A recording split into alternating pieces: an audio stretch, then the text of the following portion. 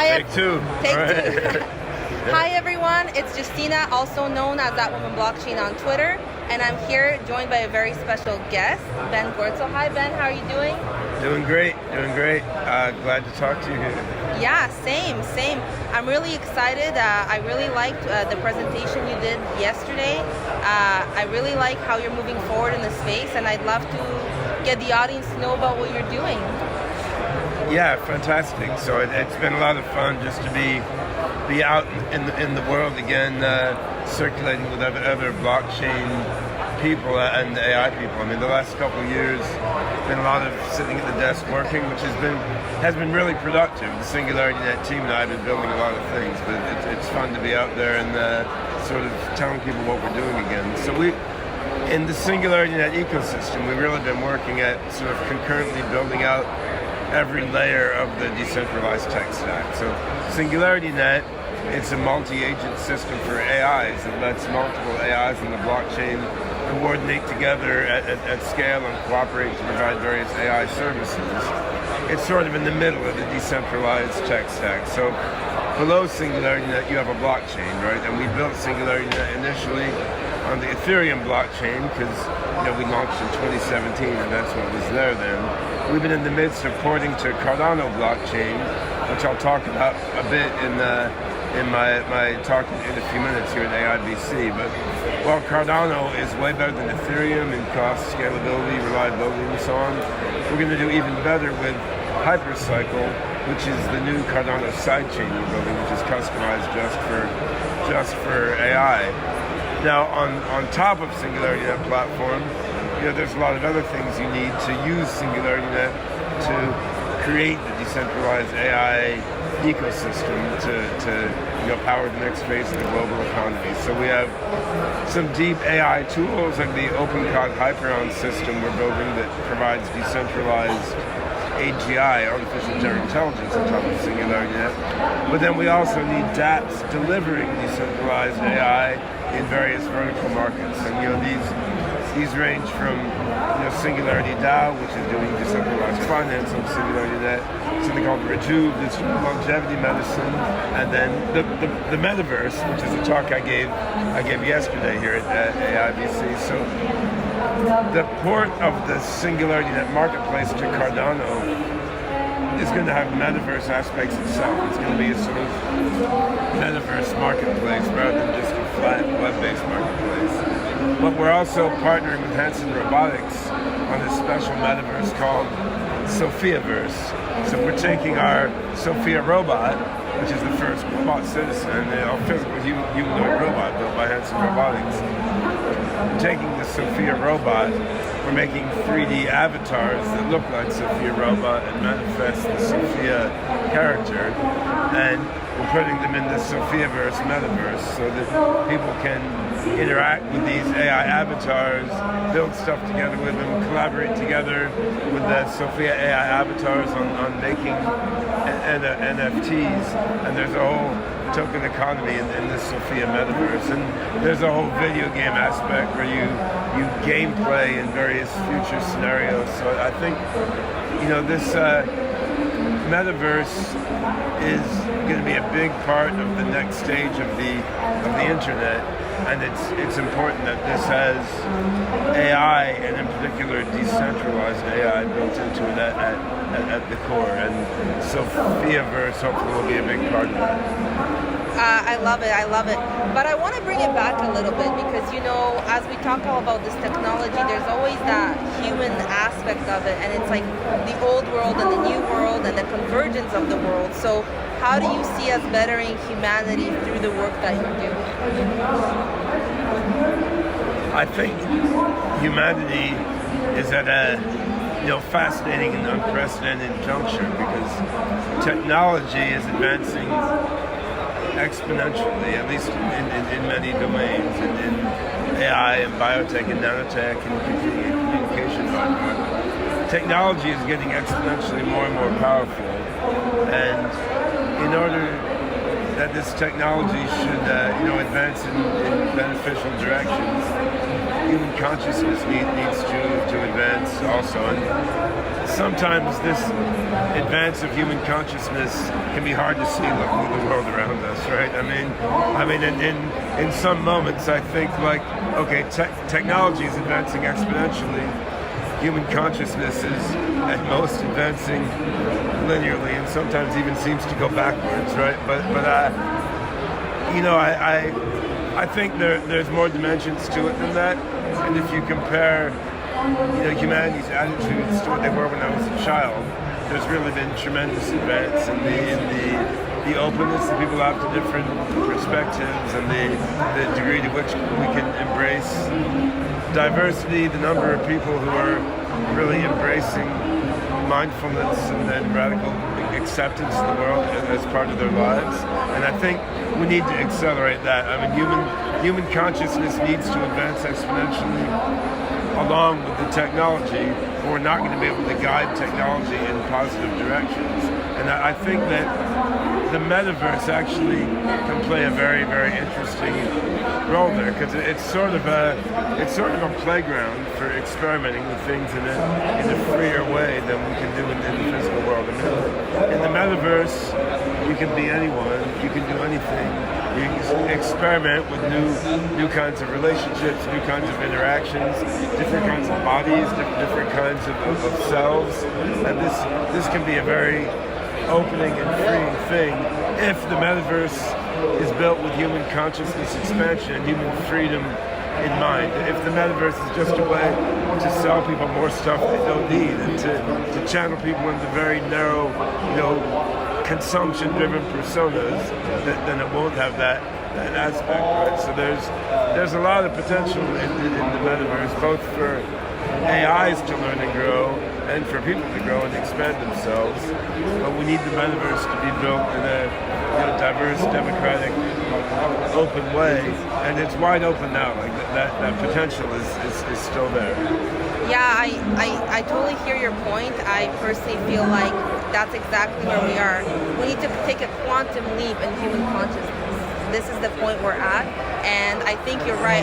There is a rising of human consciousness, and a lot of people are working towards that. I mean, I just saw Sadhguru go on Joe Rogan. Yeah. And that gave me a lot of hope, because I'm thinking, you know, Joe Rogan has a lot of influence, and the masses, this is what they're following, and then you have a spiritual teacher, a guide going on that show, and I think that, for me, at least, was a very positive sign. And I was like, you know, or even the word yoga being mentioned by presidents or prime ministers or our leaders. I think we are moving, but I also understand the risk if we don't move fast enough. So I'm for exactly what you're saying. Yeah, it's a very interesting and sort of crazy juncture, right? Because you do have mindfulness, meditation, all these things. They're taken far more seriously than they were 30, 40 years ago. I mean, I'm old enough to remember in the 1970s when like New Age movement first started, right?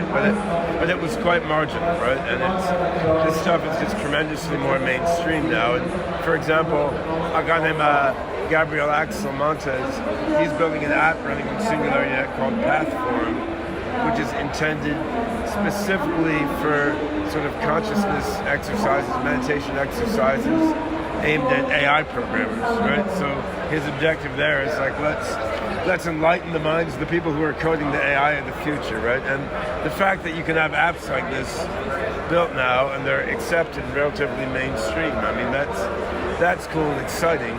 On the other hand, you know, you've got this war in Ukraine. You literally have, you know, dictators forcing soldiers to go and drop bombs on the hospitals, right? I mean, which is ridiculous. Like, how is this stuff still happening in the world now? It's almost incomprehensible, right? So we've got a tremendous contrast. And again, in Ethiopia, where SingularityNet has had an office since it began. I've been doing AI development in Ethiopia since 2014. On the other hand, you know, the young programmers and scientists in Ethiopia have very modern, open-minded attitudes. They're doing AI development. I mean, you've got Bethlehem Desi who works with us there. She's been doing programming classes for girls and boys age 8 to 18 in Ethiopia for a number of years now. On the other hand, more than half of Ethiopian kids have brain stunting due to malnutrition.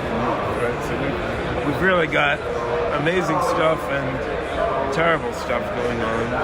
There's tremendous potential for growth, but there's also the other side, right? And I think where I've been living the last couple of years is an island.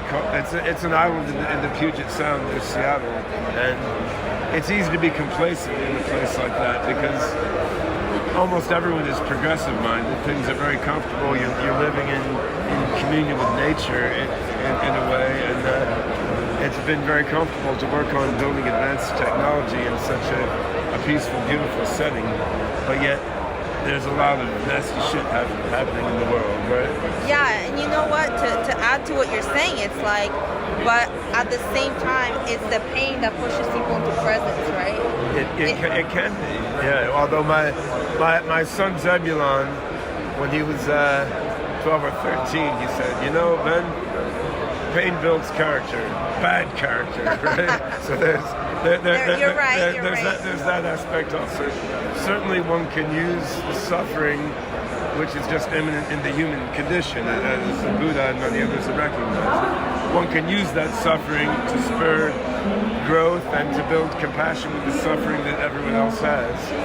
It can also have the other effect, right? And technology can be used to help catalyze compassion and empathy and human growth, or it can be used like in first-person shooter games where you're just going into a virtual world and delighting and blowing up everybody else, right? So I mean, there's both aspects there, and the story isn't fully told yet, and of course that's how it should be. That's what gives an exciting edge to life, right? So this is a point where all of us can pull together to help to build a more positive future. And just like biological death gives a certain piquancy to human life, you feel like, well, I've got to have these experiences, I've got to do these things, I've got to open myself up before I die, because otherwise then what, right? In the same way, the fact that we've got a probable technological singularity coming in 1 to 3 decades or something, I mean, this gives a certain edge to all the work that we're doing, right? It's like if we don't wake up humanity now, like then what kind of malevolent singularity might we have in 10 to 30 years? Well, I have something that may bring. I would like to bring this to your awareness. We're going to live through the biggest wealth transfer that's ever happened, and that's women getting empowerment, women getting money. And I run Women in Blockchain Canada. What I want to work on is doing more education and getting more women in. And women are more focused on social impact than they are just on the financial earnings. So I think it is a pivotal time, but we're going to need to get more women involved in more things like AI, technology, and things like this if we are going to move. Yeah, it's very important, and to be honest, it's an ongoing challenge as CEO of a cryptocurrency company. So our COO of SingularityNet, Janet Adams, is a woman we hired out of the HSBC in the banking space. So she's always pushing us to hire more women, and we I think do an okay job of it given the nature of the blockchain space, but it's an interesting challenge, right? Well, yeah, and that's why I'm so passionate about working now on a university in the metaverse, because now we're going to remove the barriers that people have towards education.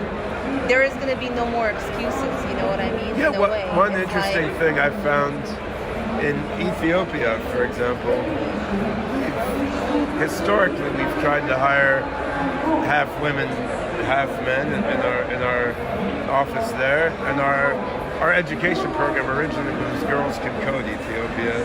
Then we opened it up to boys too. It's been 50-50 men and women. But what I see there is, while there's a traditional sexist attitude pure financial desperation has overcome it. So families are like, I don't care if the woman makes more money than the man in the family. We just need money, right? There you go. So the primal need out versus the gender. In some cases that happens, but we also have the opposite factor in growing a project like SingularityNet, because while we would like to have 50% or more women in the company, like in the end, we put a job ad out and we hire who applies, right? And it's often not women. I mean, and that's where initiatives like yours are very important. In fact, we're going to be writing we just published the first academic,